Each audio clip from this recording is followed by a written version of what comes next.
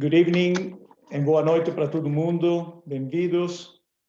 Welcome, everyone. My name is Gustavo Zentner. I'm the Honorary Consul of Brazil in Manitoba, and I'm going to be your host for the series of events of Virtual Journey of Brazilian Literature, Music, Arts, and Culture. Welcome once again. This is a special occasion because we're welcoming all of our friends and members of our community, not only Brazilians in Manitoba and across Canada, but also Brazilians in Brazil, who are members of our families, who are members of our community, that are linked to us because their children are studying in Manitoba or because they work with Canadian companies. At the same time, a special welcome to all of our Canadian guests that have chosen to join us tonight. The Safe at Home program is a special initiative of the government of Manitoba and is enabling communities and organizations such as the Honorary Consulate to host events from the safety of your home. And at this point, I'd like to extend a thank you and a very special acknowledgement to the government of Manitoba for making an event like this possible. There will be a series of speakers today, and I'm anxious to get them involved in our video conference. At this time, I'd like to acknowledge some of our guests from Brazil that live in cities within Winnipeg, but also in other centers in Manitoba. So welcome our guests from Brandon, Brazilians that live in Morris, in Winkler, in Morden, and in Portage la Prairie. Sejam todos bem-vindos. Before we start, I have to tell you, what is this Honorary Consulate all about? This initiative is a local office that represents the administration and the government of Brazil. Our jurisdictions falls within the Consulate General of Brazil in Toronto and in direct relations with the Embassy of Brazil in Ottawa. This Honorary Consulate is pleased to provide, on behalf of the government of Brazil, with services to Brazilian citizens while they reside, they visit, or they do business in Manitoba, which is our jurisdiction. We are primarily tasked to build government relations and diplomatic affairs representing the interests of all Brazilians in Manitoba, Brazilian institutions, organizations, and of course, in direct coordination with the government of Brazil through the embassy in Ottawa and the Consulate General in Toronto. You'll get to hear more of what we do and how we do it throughout the course of the day today and in our next event, which is in 2 days from now, where we celebrate the likelihood of music and the evolution of music and genres. But today, I want to make sure that everybody is comfortably seated at home. You know, the pandemic has hit everyone. Some of us are far away from our homes, from our parents, from our siblings that are back in Brazil. Some of us, Canadians, look forward to the days in which we can travel and visit the wonderlands of Brazil, the many rich beaches and cities, the mega centers. Until that time, until we're able to meet in person, we need to be there for each other. Countries don't do trade. Companies don't send their personnel simply for sake of running businesses. It's about the people that actually motivates and stays behind us. So it is that connection with our culture, with our upbringing, that today, this program will focus specifically in the masterpieces of work that defines the Brazilian culture in the eye of Ariano. For that, no one better than for me to introduce the Ambassador of Brazil to Ottawa, Ambassador Pedro Borio, who would not only bring remarks, but also address both the Canadian and Brazilian communities joining us in this event. With this, a special welcome to Ambassador Borio. Boa noite, good evening to all of you. Bonsoir, au francophone. It's a great pleasure for me to be here with you, Gustavo, with your staff at the consulate, with my dear colleague, Consul General in Toronto, Wanja Nobrega, especially with our main speaker tonight, Professor Ariano Suassuna. It's a wonderful way for us to be able to get out of the pandemic and of the routine that has consumed almost the entire year since I arrived in Canada a little more than a year ago. It's one of my plans when I was appointed to Canada was to do the same thing that I did in Brazil and that I almost managed to do in the United States. I think I am one of the few diplomats that has visited every single state in Brazil. And I announced before coming here that I plan to do the same in Canada. Unfortunately, the COVID prevented that. So finally, we are being able to do this kind of virtual visit with you. And I would really very much like to stress it's a great pleasure for us to be in touch with you all of you that are watching also, and to tell you a little bit about what we are doing. This year, the embassy here in Ottawa is commemorating 80 years, which is not a very small thing. And Canada, more than 150 years in Brazil since they set up a commercial office in Rio. A lot of people don't know the size and the magnitude and the diversity of the relation between the two countries, starting by the human aspects, that we have a very sizable community of Brazilians here in Canada, and also not this year because of the restrictions, but normally a very big community also of students and travelers coming to Canada. To give you an example, we had years in which more than 160,000 students came to Canada in a single year. This all has been made very difficult recently. Canada, like Brazil, defies simplifications. I mean, to be able to know a little more, we have to travel, we have to meet people. And this, for me personally, has been very frustrating, but I'm grateful to count on the help of someone like Gustavo in the consulate, who is an enthusiast about Brazil, about making things continue to go on. We are also very grateful to the government of Manitoba that has extended support to us all the time, and we intend to keep this going. Very soon we're going to have some commercial and technical meetings, explore possibilities.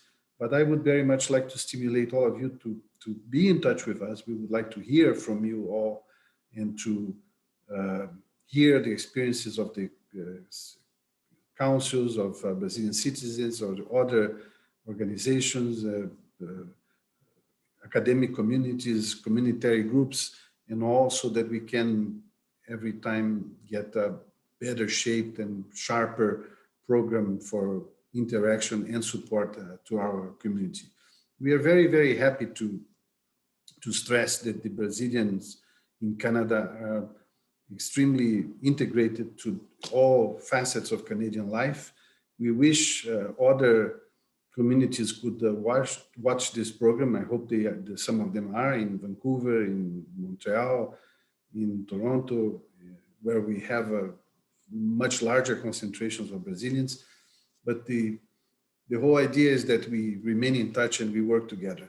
Last year was almost a year outside the curve because we spent about 6 months taking care of those that were hit harder by the pandemic. The government of Brazil managed to take back to Brazil about 27,000 Brazilians that were in state of necessity. I'm talking about those that did not manage to travel by themselves, did not manage to get travel arrangements in time to go back home.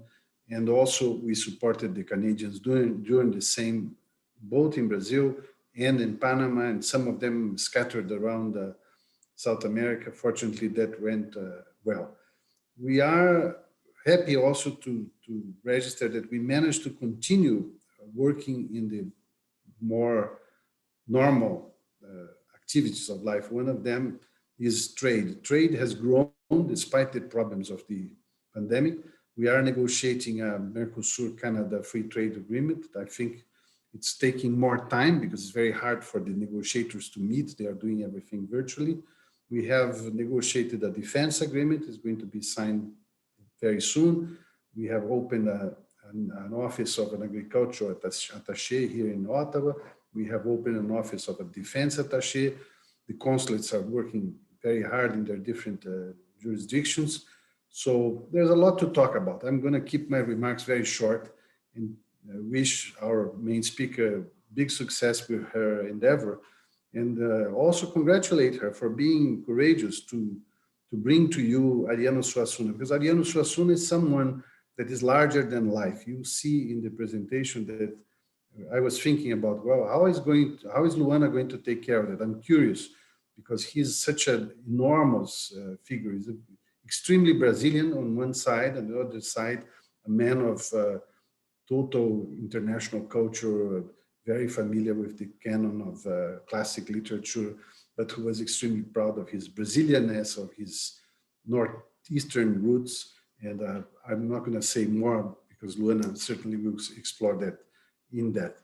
So thank you very much for the opportunity. I hope to see you in person in Manitoba soon. Before that, we are going to have other meetings organized together with the consulate, and I'm sure we'll keep moving forward. And again, Gustavo, thank you very much for all the work together with your staff and the government of Manitoba. Thank you very much. Every success for the event. Thank you, Ambassador. I have to say, for all of us joining us today, and I hope the ambassador doesn't mind, but I want to tell you that the ambassador came at a very difficult time for not just Canada and Brazil, but for the entire world.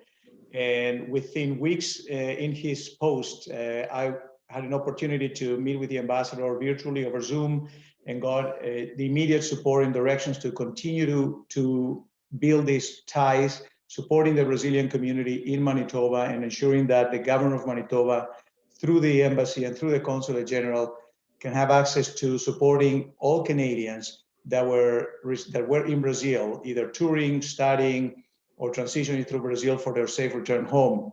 The embassy has provided a tremendous amount of support at expatriating and facilitating the return of Brazilians that reside in Canada, that were visiting with family, that were taking care of their own families and activities in Brazil. So as the ambassador said, this 1 year term has not been a very light one, and that's probably the only reason why we haven't had the pleasure of hosting Ambassador Pedro Borio in Manitoba yet.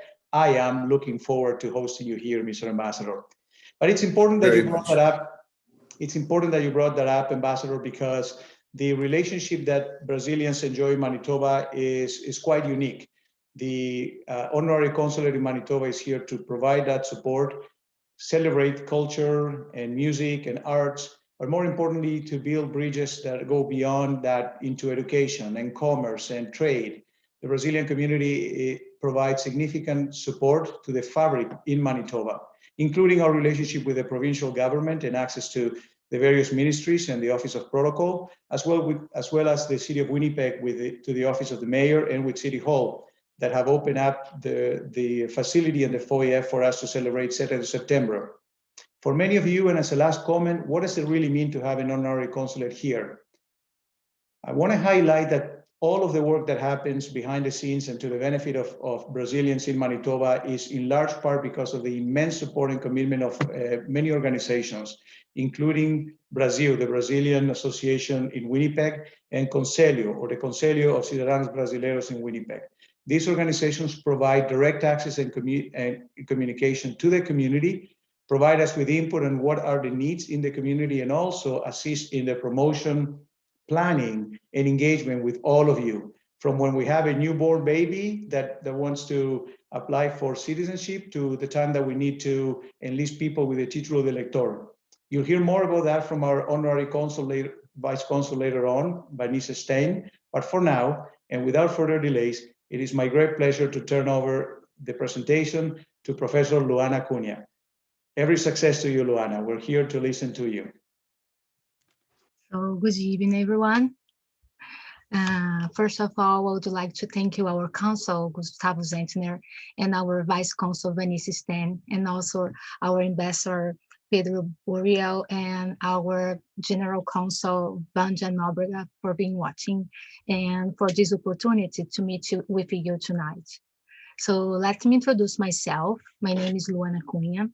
I have a degree in language teaching and literature, and I am a specialist in Portuguese language, and I also hold a master's degree in language studies from the Federal University of Fluminense in Brazil. Currently, I am a student at the University of Winnipeg, where I am finishing my permanent professional teaching program. In addition, I am a musician and a founder and the director of the Sunito Language School, located in Winnipeg. Sunito is an institution that offers language courses both in Portuguese and English to students in Canada and overseas. So I've been living here in Manitoba, in Winnipeg, for almost 7 years. And I believe this event is very important for the Brazilian community in Canada. bringing a little bit of the Brazilian literature into our day-to-day lives is like getting a little closer to our people. As immigrants, we miss our culture every day, and it's very good to be able to brighten our days, talking about our people, our music, our country, Brazil. So I'm very proud of all the work that the Brazilian community has been doing here in Winnipeg.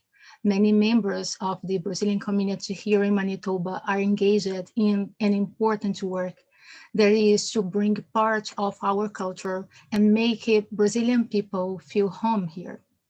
I believe the work that we are doing matters a great deal and will influence the kind of society that we will become.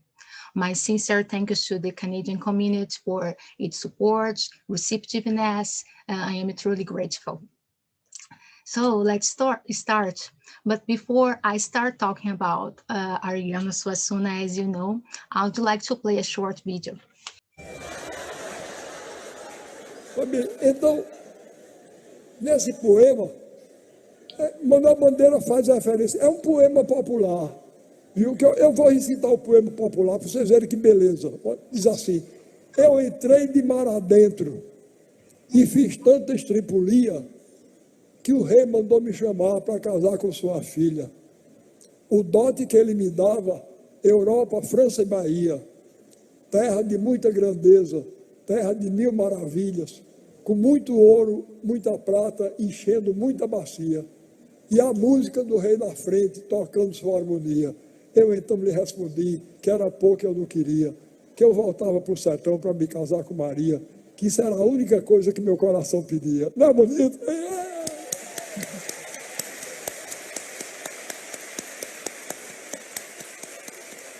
Eu acho ainda mais bonito porque eu fiz isso. Foi. Eu entrei de madeira, fiz essas estipulias todas, mas voltei para me casar com aquela Maria que está ali, olha.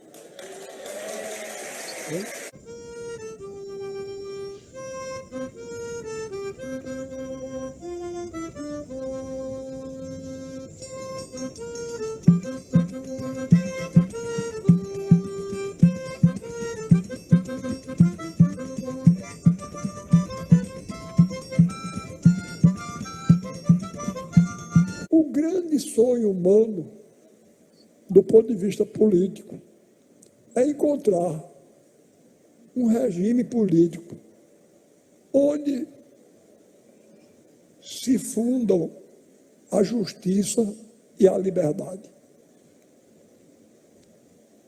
Não é fácil, não. É muito difícil.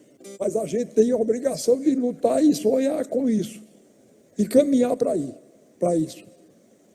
Sem o sonho, sem a gente acreditar, a gente não faz nada. A razão manda que a gente fique quieto no canto. Não é? A gente só caminha para frente se tiver a luz de um sonho levando a gente para lá. Não é verdade? Yeah, as you could see, the person we are going to talk about today is a wonderful representative of the Brazilian people. He is an inspiration for all of us, and his name is Ariano Suassuna. As a nationalist, he defended and promoted the Brazilian culture abroad. His full name is Ariano Vilar Suassuna, and he was born in Nossa Senhora das Neves, which is today João Pessoa, in June 16, 1927. Here I have a photo. Yeah, and you can see he, with his family, he had 7 siblings. He lost his father's mother for political reasons when he was 9 years old, and he spent part of his childhood in Itaperuá, the city where most of his stories take place. And it was also in Itaperuá where he saw the circles for the very first time, and was also in the city where he saw a play for the very first time too. And we can see in all his stories, Itaperuá is always the scenario. And he was great figure in the Brazilian literature, very intelligent, far ahead of his time. And he also was also very funny. He graduated in law, as he used to say that at his time, people used to become doctors, engineers, and or lawyers. There were not many options. So those who were good in math used to go to the engineer school. Those who liked to hunt bugs used to go to the med school. And those who were good for nothing used to go to the law school. And he had been telling this story a lot. And so Ariano Suassuna was the sixth occupant of the chair number 32 of the Academia Brasileira de Letras. He loved the Portuguese language and very often praised it. A few years before his death, he began to give some lectures at the universities, theaters, and public institutions. There is a funny story. Once arrived at one of the universities where he was going to give a lecture, he came across a huge poster written aula show, which means something like a show lecture. But he did not like the use of the English word show because a Portuguese word espetáculo could have been used instead. So he had then to change the poster before he started the lecture. So if I can translate, he would say, I don't switch my oxente for anyone's okay. He used to say that, meaning that he doesn't like to use foreign words in his speech. Oxente is a Brazilian interjection that expresses astonishment. Here in his house, oops. Yeah, and he was also a professor at the Federal University of Pernambuco, and later he became the director. Oh, oops, okay. I'm sorry. So, and later he became a director at the Center of Cultural Education there. And despite being trained as a lawyer, like I said, he stated several times that he was born to be a teacher. So he started teaching when he was 16 years old and did it until the end of his life. And he has other works. He didn't have many books, but he had other works. But I believe the most famous work was the Alto da Compadecida, because like it became a movie, so people got to know. It was written in Recife, and he was 28 years old when he wrote To Alto da Compadecida, and this work made him famous over the country, and the work that is considered the most popular text of modern Brazilian theater. And this word in the title, alto, was created in the Middle Age and means one act play. I have this book there, you can see on the on the screen. Yeah, and can be divided in three parts, but the alto, dramatic gender, means like one act play. At the beginning, like in the Middle Age, this kind of play were performed in churches. Afterwards, they started to be performed outside the church, at the entrance doors. And later, these presentations started to take a place in fairs, in markets, places, and public squares. Oh, here's the picture, like in the Middle Age, how the altos were played to the people. Yeah, and in the work, O Alto da Compadecida, that I was started to say, he was inspired in the Cordel literature, which are popular printed booklets that tell folk tales, poetry, and some songs. And they are made by street vendors and sold in the street markets in Brazil, mainly in the Northeast. They received this name because the vendors displayed them in ropes or strings to potential customers. And the word rope in Portuguese is corda, from which the word cordel is derived. Carlos Drummond de Andrade, which was a great poet, used to say that cordel literature is one of the purest manifestations of the Brazilian people.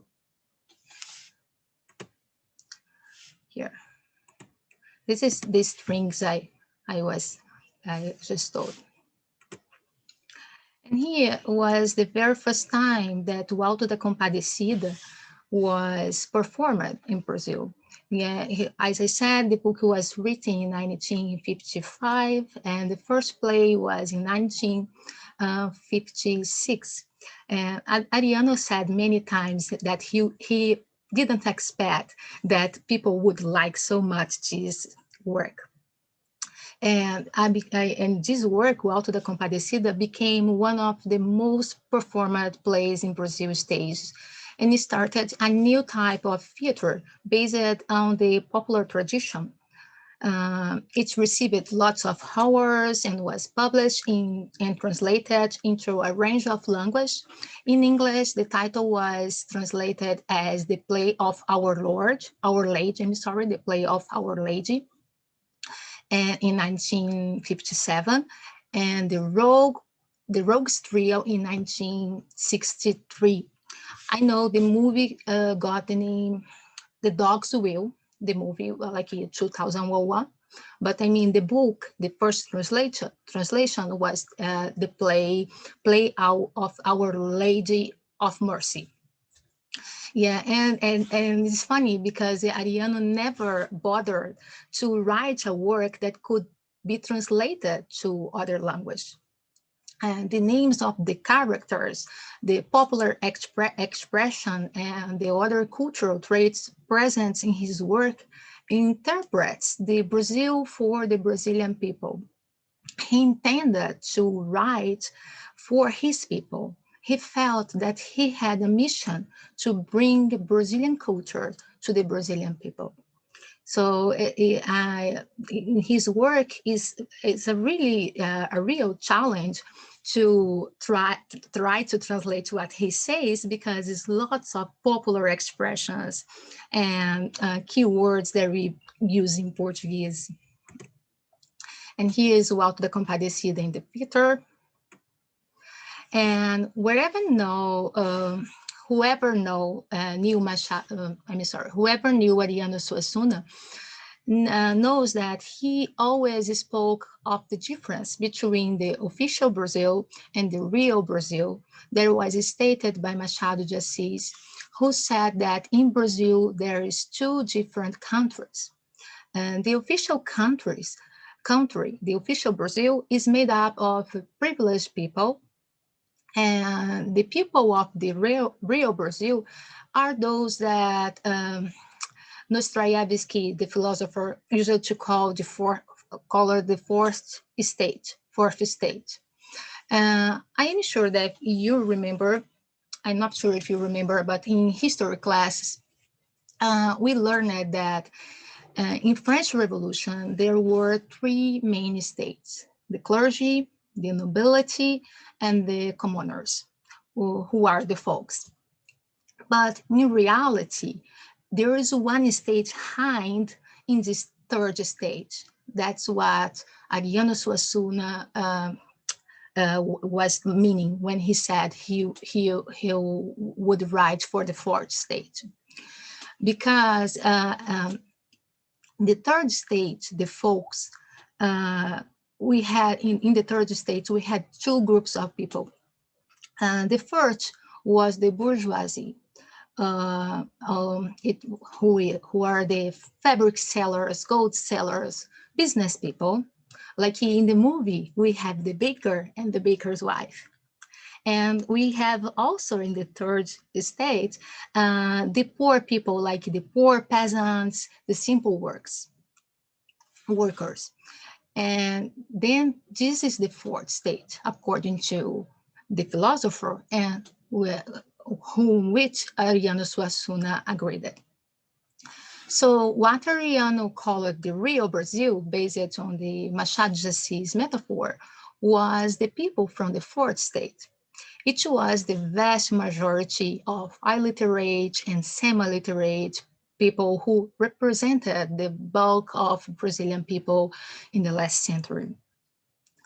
This idea by Machado de Assis was a kind of a revelation for him and guided all his work. And being aware of this reality, Ariano decided to pay attention to the art of the real Brazil. He had the objective to revealing the art that could present a way to Brazil to become a true country. You know what I mean? So he was looking to the people, to the artists who were in the street, not to the intellectuals, not to the artists who had traveled to Paris to learn. No, he was looking to the peasants, like I said, to the simple workers. And that's what he did when he was writing the O Alto da Compadecida. And O Alto da Compadecida, until today, 3 films of this work has been showing the movies. O Alto da Compadecida in 1969, de George Jonas. Os Trapalhões no Alto da Compadecida in 1987, and the famous movie in 2001, which is the most famous, I believe.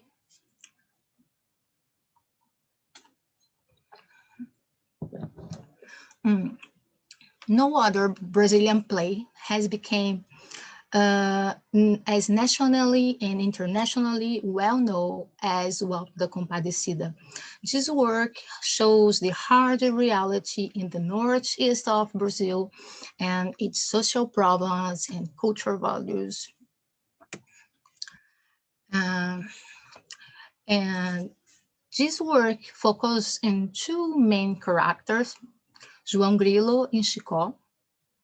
Living in Itaperuá and being very poor, they both have to struggle for the daily bread as a strong representation of the people from Brazil, Northeast in the early 1930s. João Grilo was the head of the duo and was very smart, always making fanciful plans and getting them in trouble. He was always trying to make his life better, even if he needs to tell like a biggest lie. João Grilo is a folkloric character in Cordel literature presents in Brazil and Portugal. In Portugal, we have Pedro Malazarte, and João Grilo can be like a representation of him. One of the central themes on the Alto da Compadecida is the social justice. The author, Ariano Suassuna, will point out in a fun way the human's errors and weakness, such as greed, pride, violence. And on the other hand, we have Chicó, who is creative, imaginative, and he helps João Grilo in his plots. And Ariano Suassuna is trying to show us how the humblest people create plots sometimes to survive. But at the end of the story, João loses the control of the situation and becomes a victim of his own plot. And he ends up being murdered. But the story continues in the upper work, like the purgatory, and is a kind of anteroom to heaven or hell, and where they meet Jesus, Our Lady, the devil, and he faces João Grilo and the others, they face a judgment for their sins. But João Grilo, so smart with his cunning, can solve even the case of his own death. And one interesting thing that we can see clearly, an allusion to João Vicente's famous work, The Ship of Hell, also known as The Act of the Morality. I don't know if you heard about João Vicente. He lived in 15th century, and he was considered the father of the Portuguese theater. And in his play, O Alto da Barca do Inferno, which I have here too, I have lots of books. And in his play, there is an imaginary port and two ships waiting for passengers. And each character argues with the devil, and they need to decide in which ship they deserve to go. So it's very similar to, it's also alto, and is also the good and the evil.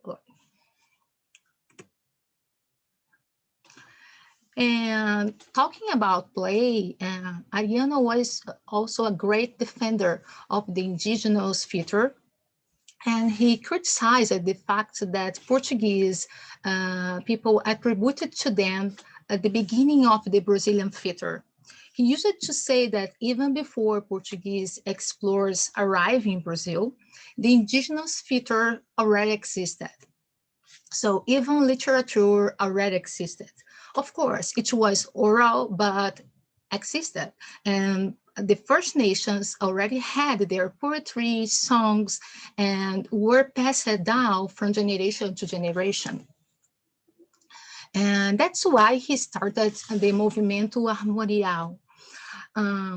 As I said, he was a great defender of the Brazilian culture, and he received several awards for his work.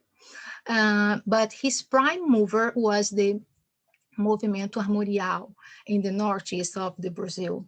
Was an intellectual and folkloric group devoted to discover and recreate the Brazil history. So they were looking for artists on the streets, for real people, from the folks. And he was, I have to say that the Movimento Armorial, or Morial movement, started in Brazil in the 70s, and many popular artists participate and promoted it. And these events covered literature, music, dancing, theater, plastic arts, and cinema. And he was also the Secretary of the Education and Culture of Recife from 75 to 78. And he was Secretary of the Culture of the States of Pernambuco from 94 to 98. So during this time, he traveled to different cities in Brazil, and with poetry, music shows, and he hired, as secretary, he could do that. He hired several popular artists at this time. So he had, his heart was for the folks, for the simple people. Yeah. There's one artist. He used to make paint with a special ink extracted from the trees, and it's just very beautiful. But no one knew him. And Ariano Suassuna liked to bring these people and show to the world.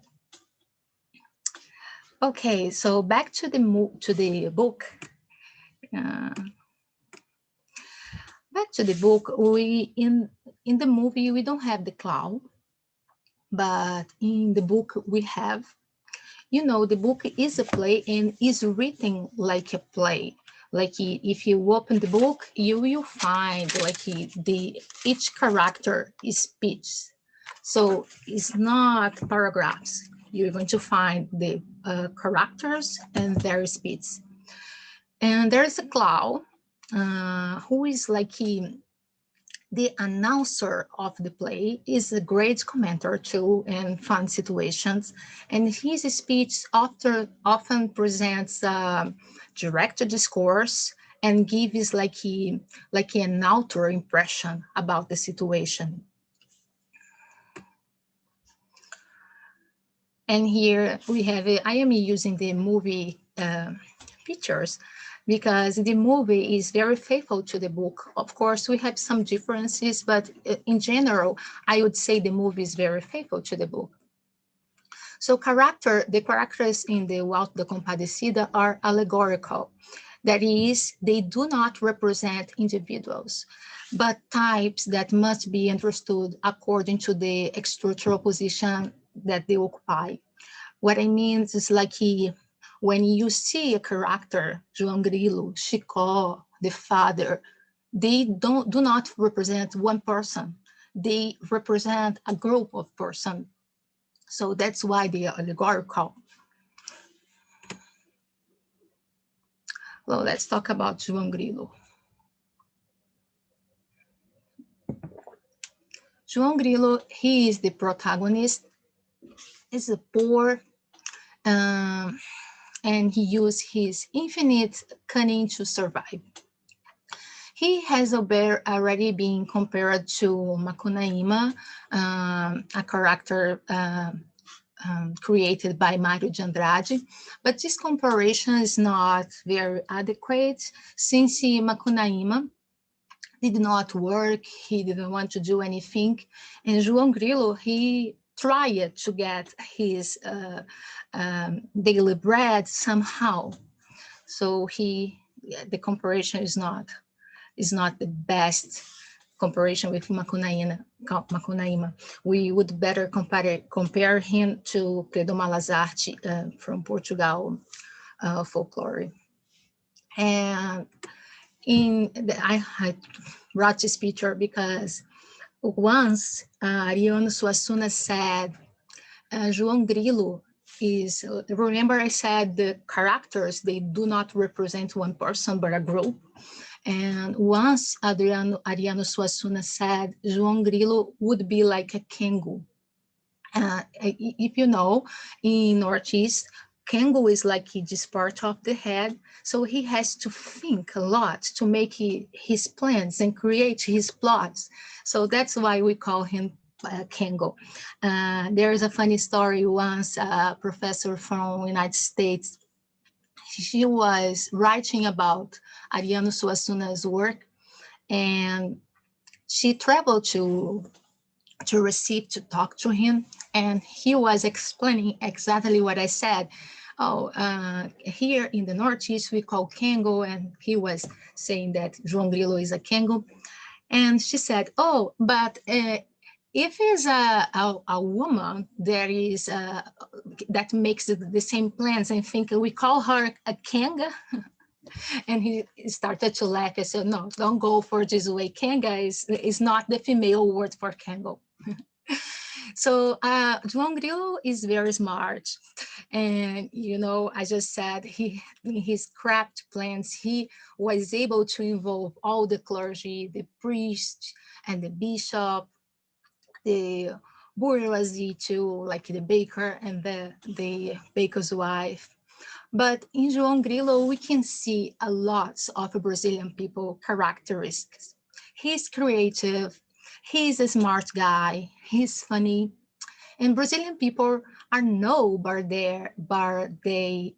their creativeness, right? I'm sure if you heard that when a Brazilian get a job, they find different ways to do the work, and they can think in different ways to make the work more fun. Of course, people are different, but people from the same country must have something in common, right? As Brazilian, we have this. You might think you got these characteristics in your own, but and you might think that is your personality, but be aware that the environment plays an important place in people's personality. So from where you come, the environment that you grew up makes you what you are. Then if you want to understand yourself, you have to understand the country where you were raised, and also the country where your parents were raised, since we are a mix of genes and environment. And we see how Brazilian the Brazilian people in Brazil, they smile, they are happy, even they are facing a bad situation. Despite the bad situation, they have a very good mood, right? In this book, all the characters themselves are not a representation of one person, like I said, but they represent a group of people. So when we see João Grilo, we are seeing a group of people who likes like him, who acts like him. Of course, they do have imperfections, and we can see those imperfections at the judgment when they go to the purgatory, and the devil tells everyone what they have done wrong. But back to their qualities, we can see João Grilo, we can see how João Grilo is creative, is strong, is smart.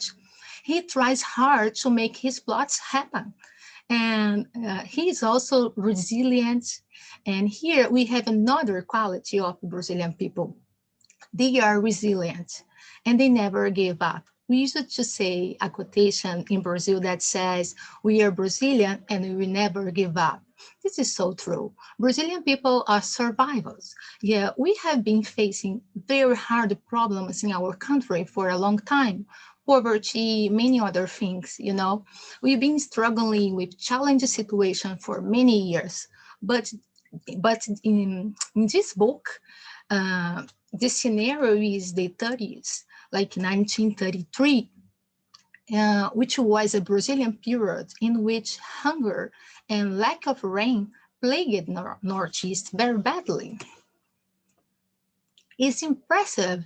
Ariano used to say, all that I am saying here is, I do agree with that, but I am just paraphrasing what he said all his life. It's impressive how, even facing poverty and so many problems that plague our nation, Brazilian people are hard workers. They make it happen. There is no bad weather, how we say in Brazil. So if they don't have a job, they wake up early, they go to the beach, they sell water, they sell coconut water, soda, beer, whatever. And it breaks my heart because every morning, instead of giving up, many Brazilians choose to try again. So like João Grilo, they have lots of imperfections and make many mistakes, but they don't give up and they try to get a better life. I'm not here justifying their mistakes, but I am bringing you to reflect on the reason why these characters had made mistakes, why they have chosen wrong options sometimes, and in so many times they did not do what they have done because they had no choice. It was like a live or die. And at this time, like in the book again, people didn't have many options. So João Grilo makes a plot. When he makes a plot, he's trying to get money to buy food for that day, the present. On the following day, he had to have another plan. And then we can see on the struggle for survival, and fits here a reference to Darwin, is not the strongest of the species that survives, not the most intelligent, is the most adaptable to change. João Grilo was not intelligent. He never got formal education, but he was able to look to the environment and reinvent himself. So bringing this to our reality, when moving to a new country, is not the strongest or the most intelligent that will survive, but the one who is the most adaptable to change. So it's good to adapt yourself to the environment in which you live now, and do as João Grilo did, analyze the circumstances and create a plan. And here we have Chico.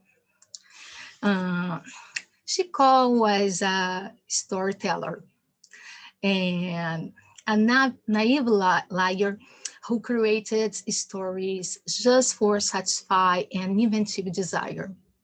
Chico was a good liar, but don't take me wrong. What I mean is that he does not lie to harm people. He lies to keep people's attention to tell a story. So Chico's stories are fascinated and incredibly unreal. Everyone who listens to him knows that he's lying because usually what he says is humanly impossible. So when he is speaking, people listen to him and they want to listen to the story. Ariano used to say there are two kinds of people that he loves, and the craziest and the liars. But again, don't take him wrong. He loved the liars who tell a lie for love of the art, as he used to say. The liars, these liars, they tell a story to entertain people, and the people enjoy their lies. They don't have an intention to harm anyone. If you were Brazilian, probably you have heard. If you never met, you have heard about a fisherman who caught a very large fish, so big like man size, and he would describe how it happened, how was the boat, how long it took, and who was with him. Some people might think, I know this is not true, but I am enjoying and listen to him. And here, let's see, I will play the video and after I will translate. Então, na minha vida não acontece nada se eu não mentir. O que é que eu vou contar? Eu gosto de contar a história, não é? Gosto de...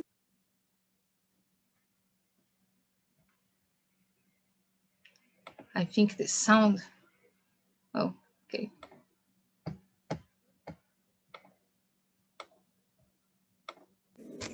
Então, na minha vida não acontece nada se eu não mentir. O que é que eu vou contar? Eu gosto de contar a história, não é? Gosto de contar a história. Sou um contador de história. Então, Deus sabe o que faz. Se algum de vocês é descendente de suíço, não leve a mal o que eu vou dizer, não.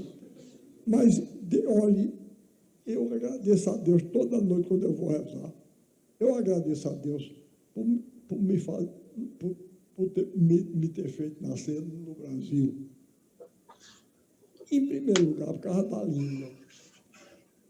Porque não sou eu que digo, não, é Cervantes. Né? Cervantes dizia que o português é a língua mais sonora e musical do mundo. E eu não aprendi outra língua, não. Eu vou dizer uma coisa a você, se eu nascesse na Alemanha, eu era mudo. Aquela língua eu não aprendia de jeito nenhum.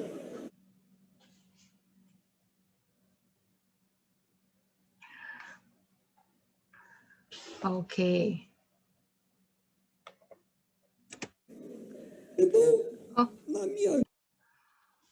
Okay. So yeah, in this video, he was saying that he likes to lie, and he said, oh, my life is a kind of boring, so I need to lie to create something different. And he was also saying that he loved the Portuguese language, and if he were born in Germany, he would be mute. Okay, so back to our slides. So before the Portuguese arrived in Brazil, our land had people living in. We know they are the First Nations, and they already had the language, culture, and literature. I was talking about Chico, okay? And Chico was lying. That's why we played the video just for, yeah, to tie it up.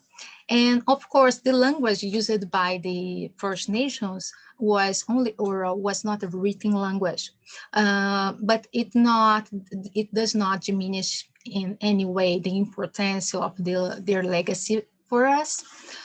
So the songs, the poetry, the tradition were all taught from generation to generation verbally through storytelling. So our story, like Brazil, started through storytelling. After colonization, our written language, we have several words from indigenous roots, like carioca, maracanã, jacané, sabiá, and many other words that were learned by storytelling. So what I mean is when Chicó is telling a story, when he's lying, he's practicing the storytelling. During the slavery, the slaves passed their traditions from generation to generation through storytelling. As they did not know how to read or write, their songs, their beliefs, their poetry were passed on to the later generations verbally. Even the folkloric characters, this is all part that we are today. The storytelling is part of who we are today. Storytelling plays an important role in the preservation of the Brazilian folklore. The stories of the Saci, Mula Sem Cabeça, Curupira, who were characters from Brazilian popular culture, were also passed on to future generations through storytelling. So before being published in books, which also is a way to tell the story, I agree. But before that, they were told verbally, told by the people in the city, in the family, was one neighbor who told another neighbor. So that's why this is our life. That's who we are. So Chicó and João Grilo, like a pair of clouds, they tell a little bit about our past, about our people. And here we have Severino de Aracaju and o Cangaceiro. And here, when we look at his story, we can see what trauma can do to a person's life.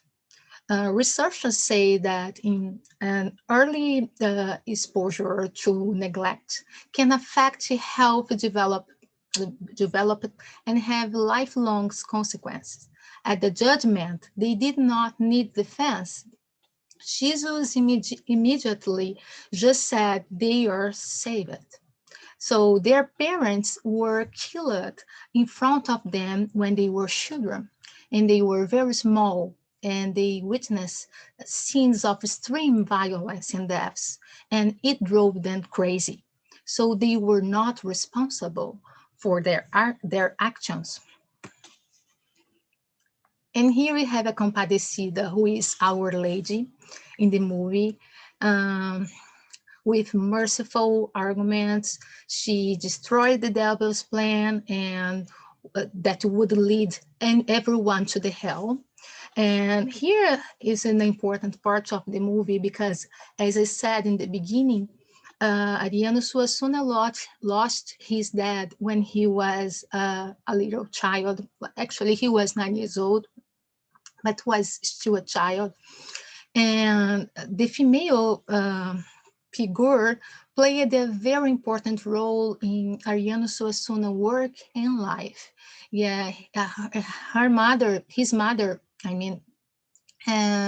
became a widow when she was only 34, and she took care of Suassuna and his 7 siblings, so was 8 children. And so what a strong woman, yeah? And he always praised his mother, and we can see in the Compadecida like a picture of his mother. And here we have the devil, which is the encourado. I don't know if you heard, but according to the Northeast belief, the devil wears leather clothes, and he dresses like a cowboy.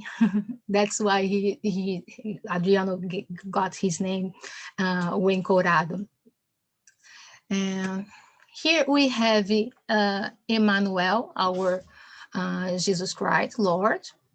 And here we have another like amazing idea that he had in the book. He suggested that, not suggested, he writes this character as a black man. So putting a black man as Jesus in 1950, like 55, when the book was written. The book was written in 1955, but the story in the book is like a kind of 1930s. And at this time, the racism was huge, even among simple people. Was not like something related only with money, but was really related with the slavery. Like if you think the slavery ended in Brazil in 1988, and so 1888, the slavery was over in 1988. But in 1930s, less than 60 years after that. So people, they are still like they still have lots of prejudgments. And here we have the baker and the baker's wife, what we call what represents the bourgeoisie, like as I had said before. So the baker and his wife, they have a small business, and they are also poor, but they feel they are better than the other people like Chico and the João Grilo. If you remember at the beginning of the story, the baker's wife is how Ariano described them. He doesn't write a name for them. Like in the book, where you're going to see Baker and Baker's wife. And in the beginning of the story, she makes like beef for the dog, and João Grilo was sick in a bed, and he told this story many times. Yeah, and here we can see also the woman condition too in 1930s, where marriage with men, and she had no many options, and he likes to describe that in this story. And here you have, just to finish, Antônio Moraes, who is a typical landlord and was the guy who has money in the city, and the treatment, because he has money, is different. Even when he goes to the church, the father treats him better than the other people, than the simple people. And we have the clergy. We have Father João, we have the sacristan, the bishop, and the friar. But in the movie, we don't have all these characters. We have only the father and the bishop, but in the movie Os Trapalhões no Alto da Compadecida, we have Mussum was friar and was Jesus at the same time. And I have a short video. It's funny because Mussum, if you are Brazilian, you of course know him. He is a funny guy, and he's always making jokes. But at this time, in this movie, he does not make jokes. So which is very interesting to watch.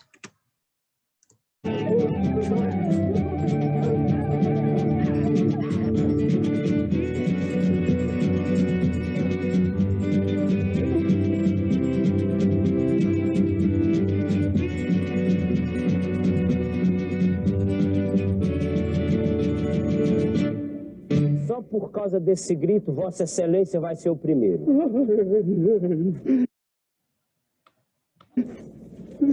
Severino. Senhor? Deixa-me confessar esse povo. O senhor Frade vai me perdoar, mas eu estou com pressa. Então eu vou absolvê-los condicionalmente. E depois eu peço ao padre que faça o mesmo comigo.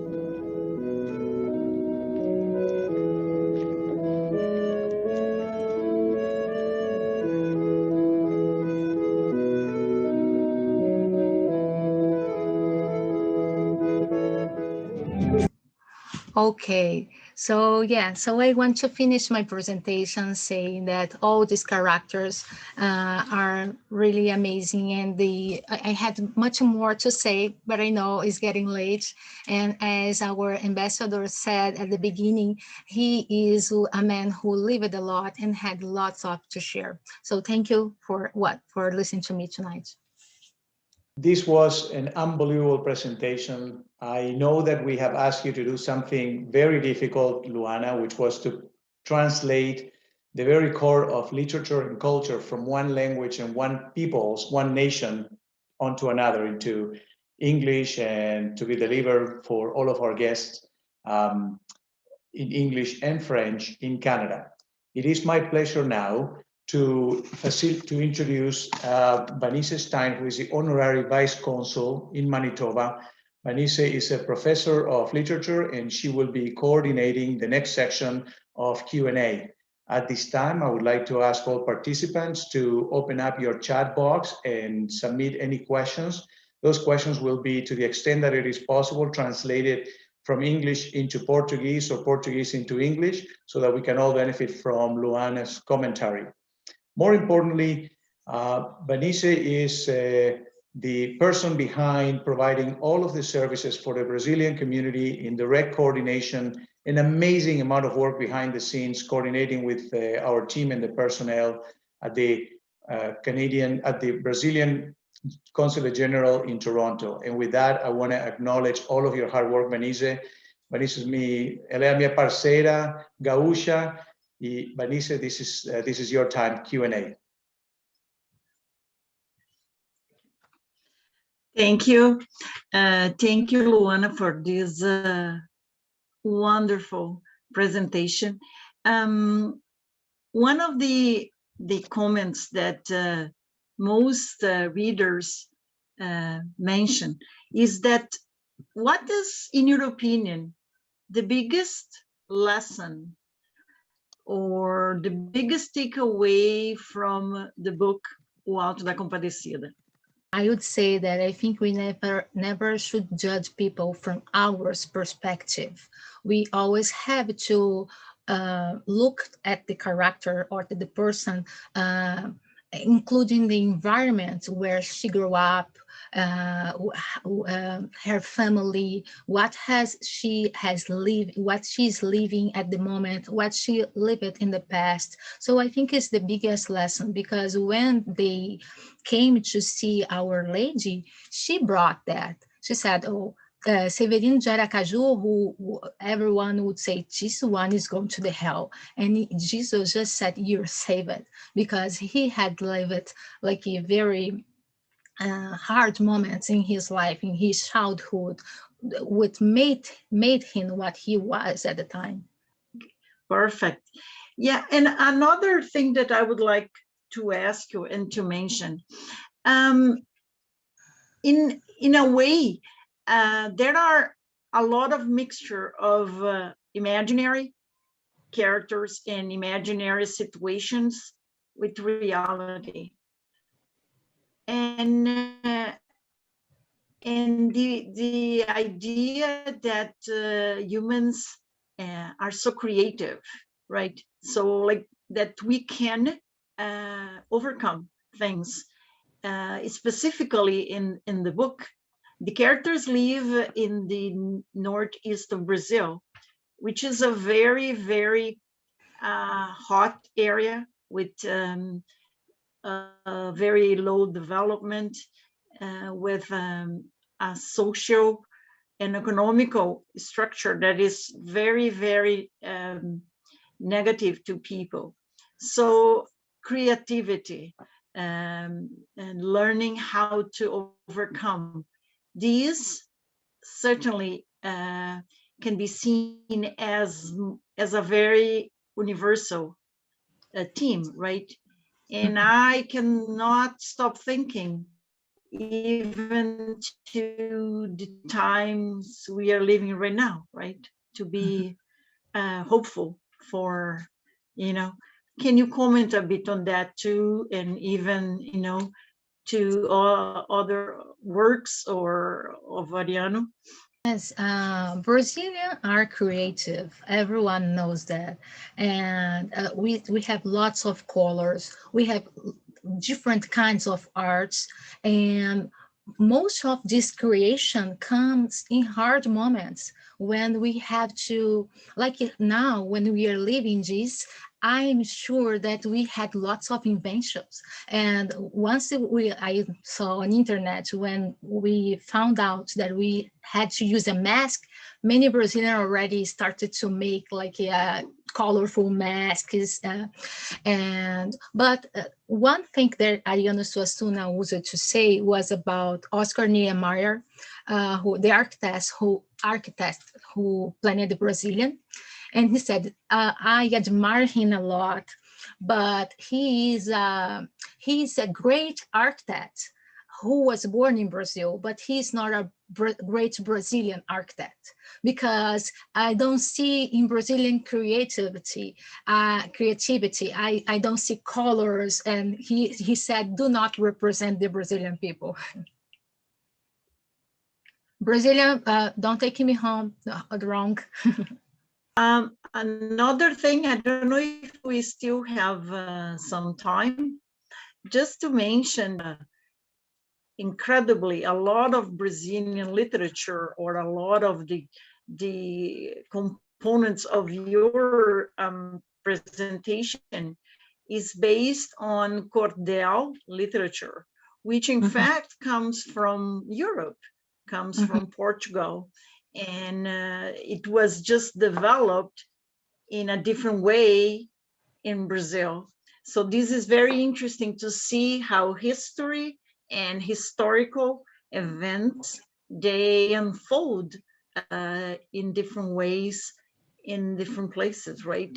And I'm sure to think that something coming from the Middle Ages is still present in the Northeast still today, because in a lot of these communities, still a lot of people are illiterate.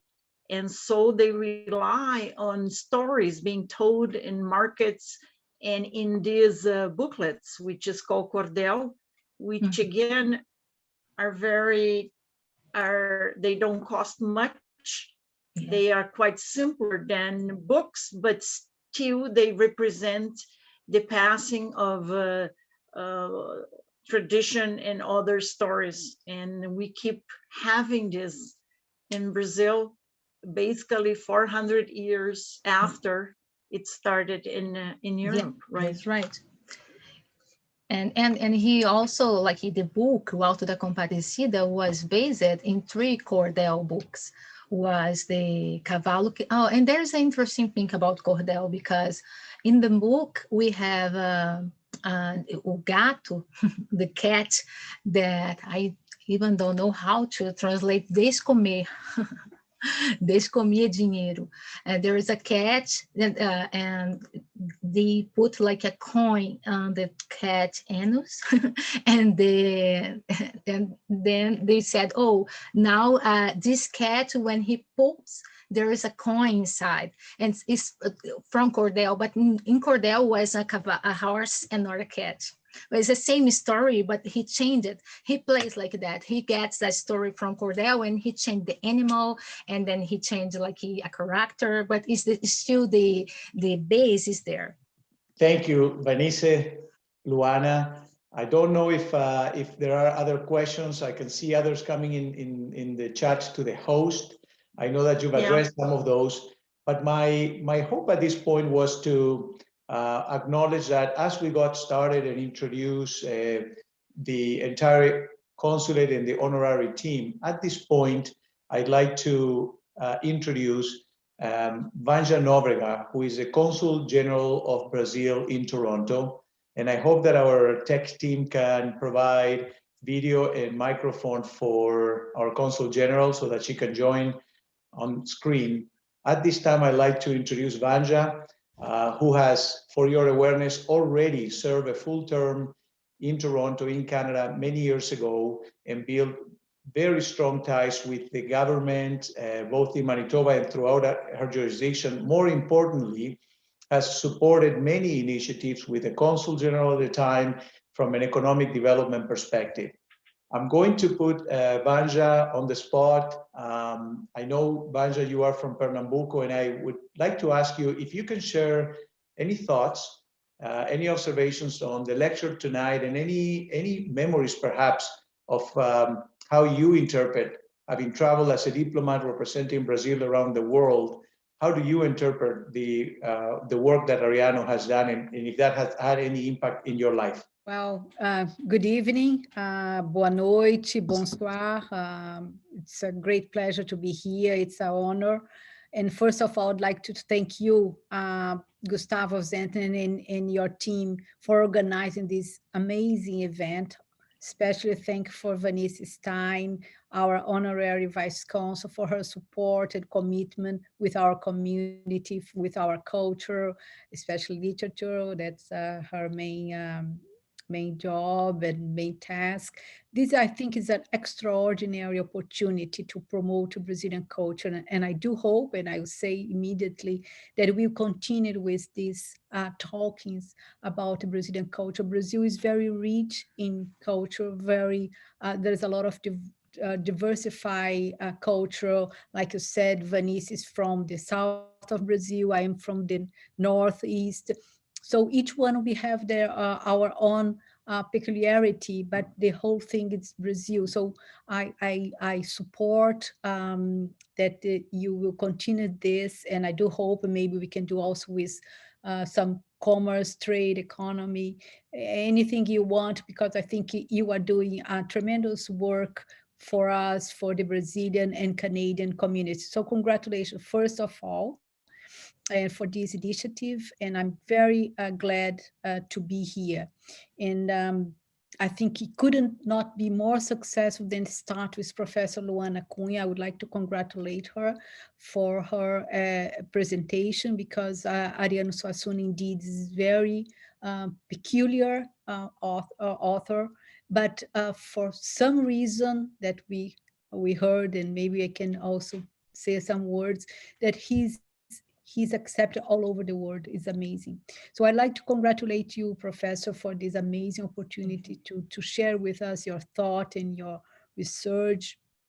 I believe that actually is a privilege to have Professor Cunha among us in Winnipeg to discuss and show us Ariano Suassuna and his words. Suassuna, as it was said, was very unique way to see the Brazilian Northeast universe. Actually, Vanessa mentioned that how come he mentioned, or he was inspired by 500-year culture from Europe. Actually was one of the main things of the Suassuna. He went deep on our roots, especially in the Northeast, interior of Northeast of Brazil. It was like a capsule that kept main culture that came from the Middle East, the Middle Age in Europe, from Portugal and Spain. The way that they speak, the culture, the religions way, the festivities, and there's some very deep roots in the Middle Age from Portugal. So Suassuna went to this source of culture and revive it in a way that translate into his works. And I see that even more than that, he left us a legacy. And through the Movimento Armorial, which is exactly back to the Middle Age, flags and armorial symbolism. And he left for us the legacy. So the movement Armorial is still alive. There's many artists that takes the flag of the Armorial and continues. One of them is a kind of a cousin, is Antônio da Nobrega, is very well known from his work, and maybe one day we can talk about him here. So as you said, Gustavo, I was born in Recife, and my father, he was born in the interior of Paraíba. Patos is only 1 hour from Taperoá, and my mother was from Triunfo, the interior of Pernambuco, very near Serra Talhada, is one of the region that Suassuna mentioned on his plays. And so I know very well this region, and it's totally different from any part of Brazil, including from the coast of the Northeast, the coast of the Pernambuco and Paraíba states. They are totally different from this world that Suassuna brings to us. And however, very rustic and unique, a unique culture. Suassuna managed to transfer his point of views, his reflection, his thoughts into books, plays, and conquer the whole Brazil and the whole world. It was translated, I don't even know how many languages it is translated his over 40 plays. languages, over 40. Can you imagine that? Yeah.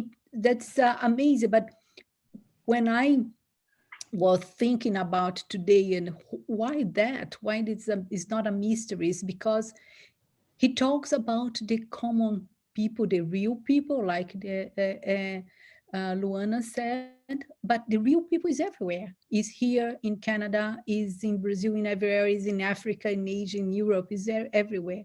And it's people is that struggling for life, is struggling for keeping their work, for to have the food every day. So it's interesting that the way that these real people manage to survive and adapt. I think, Luana, you mentioned a very good point, is that the Darwin. Sorry? Darwin? No, the capacity of adaptation that the Yes, human being, yes, yeah, with Darwin principle, yeah. the human being have it reminds me that right now we are living in one of the most challenging moments in our lives. That's the pandemic, that's more than a year with us already, and people is struggling every day. And I read a sentence that Suassuna said that I'd like to read for you. Is I will read first in Portuguese and then I will do my best to translate in English, because I think it managed to express how he sees the struggle of life, but at the same time the dream, and how to manage to cope with the difficulties of life.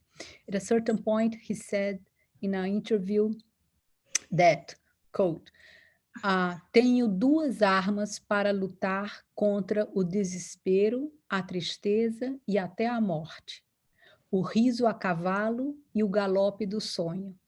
É com isso que enfrento essa dura e fascinante tarefa de viver. Which means I have two weapons to fight despair, sadness, and even death: laughter at work, at horse, and the gallop of the dream. This is how I face this hard and fascinating task of living.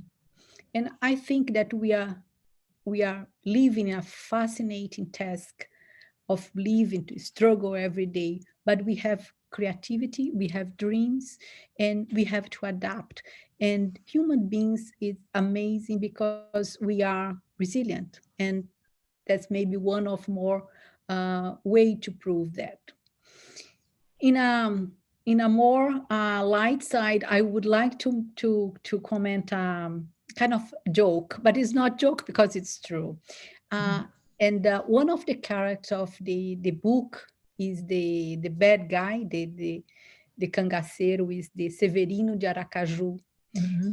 And if you haven't seen the movie, if you see again, pay attention that at a certain point, Severino is called Bill.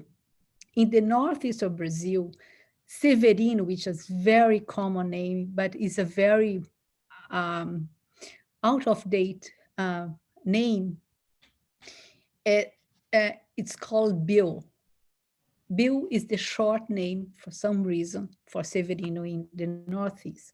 So when Bill Clinton was elected president of the US, everybody in the Northeast thought that his name was Severino. So everybody was calling him Severino or Bill, because that was his nickname of Severino's Bill. That was very, very funny to hear people referring to Bill Clinton like Severino. At the beginning, I was totally confused, but then I start laughing because this is very funny. I hope Bill Clinton will will know one day about this. But anyway, in conclusion, it was indeed a privilege to listen Professor Cunha, to be here, to transport myself into my roots. And I would like to finish this part. Maybe I can say a few words after that to the Brazilian community that, as I said, I'm from this part of Brazil, and I'm very honored to be there. And I have one thing that I want to show to you, to share with you, and it's a very real thing for the real people, for the real Brazil. Is my hat. This is a real hat from the Northeast, where many times, and I always have with me, with very honored to wear it. And I bought exactly in Paraíba, not from a tourist shop, but from a real sertanejo shop. So I share with you my hat, my dear hat. Very nice. And so maybe some words to the Brazilian community, and I'd like again to thank Gustavo Zentner and his team. Amazing. And I do hope that pandemic will allow me to visit Winnipeg as soon as possible. I promise Gustavo that as soon as we can travel, definitely Winnipeg would be the first place that I would like to visit and meet our community. And that would be very important. Gustavo mentioned that I have been here before as trade commission, and we did together several events. I hope it was successful, and I'm very proud to have Gustavo Zentner, who is our honorary consul, because we are in the best hand, and especially in this place, in this part of Canada, with such an importance in agriculture, in IT, and so many aspects of Manitoba economy that we can highlight, and we can improve our relationship. So we can say that I and my team and Brazilian government, I'm pretty sure Ambassador Borio mentioned that. So we are really looking forward to increase and to improve whatever we can say.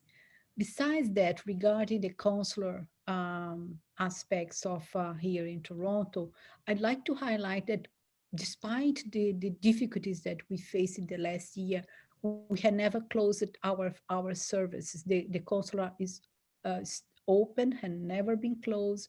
And we are not only serving our community, but we are improving our system. And the latest one is what we call e-consular. E-consular, we just started this month of March. And we are offering an opportunity to our Brazilian and Canadian customers to request everything online. It's very important that one step forward, and you can request, and you can do almost 100% of things only touching your smartphone. So it's a very important thing that the community is welcoming and very well these initiatives. So I'd like to share this with you. And if you have any question regarding that, any difficulty, please don't hesitate to send us an email. We have an amazing team here in Toronto to help anyone with that.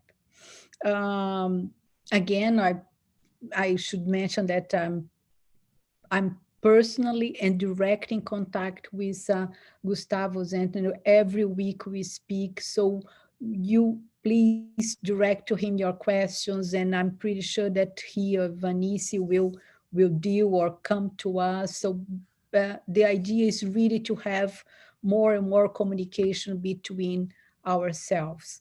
And the teams in Toronto, the team in Winnipeg are working together in order to offer better service to our citizens in Canada. And anyway, that's once more, I think that's what I had to say. I know that we are already running out of time. So I'd like to thank you, Gustavo, once more, Luana, Vanessa, and Brenda. I know Brenda is behind all of this. So thank you very much. And I do hope that we continue with these opportunities to talk about the Brazilian culture and trade and economy. Thank you very much. Muito obrigada a todos e boa noite. Muito obrigado, Wanja. We consider you to be a strong ally, a representative of Brazil, and we couldn't be happier to know that you are there in Toronto, responsible for this part of the country, for Western Canada, and your responsibility specifically over Manitoba. On behalf of Vanessa Stein, our Honorary Vice Consul, on behalf of Brazil and the Conselho de Cidadania, I need you to know that, and to take this message, please, to your team. In this community, we know how important it is to be connected with yourself as our Consul General, with your team, and we have felt specifically throughout the last few years, so much was accomplished. Anywhere from being able to have an electorate and cast votes twice on the last federal election in Brazil, to providing attestados and all of the documentation that Vanessa coordinates. So a heartfelt thank you in the most sincere way on behalf of all Brazilians in Manitoba. At this time, all attention goes to Professor Luana Cunha, who has done a marvelous job at preparing materials, translating, putting together clips of video and pictures. We are very thankful for all of the work you've done. And as you said several times, and I think both Wanja and Pedro have also made reference, this is about the people behind the work. I want to thank our team at my office, and Brenda in particular, for making sure that we're all show sharp and are here to learn from you, Luana. You did a great job, and thank you. As a final word, an important message. Having Wanja Nobrega, our Consul General in Toronto, having Ambassador Pedro Borio, the Ambassador of Brazil in Ottawa, show the importance that the Brazilian government casts over all Brazilians around the world, in this particular case, the Brazilian community in Manitoba. But, you know, to all of you that are not part of the diplomatic service, and to all of you that have moved to Manitoba, you also have an important part to play. Become engaged, follow the organizations on Facebook, sign up to volunteer to many activities, continue to use our services at the Honorary Consulate in Manitoba, and more importantly, stay safe, protect your families, and continue to celebrate the Brazilian culture and literature and music. With that, and the beautiful hat image that I hope we can get Wanja on the front screen, I would say, boa noite para todos, muito obrigada, parabéns.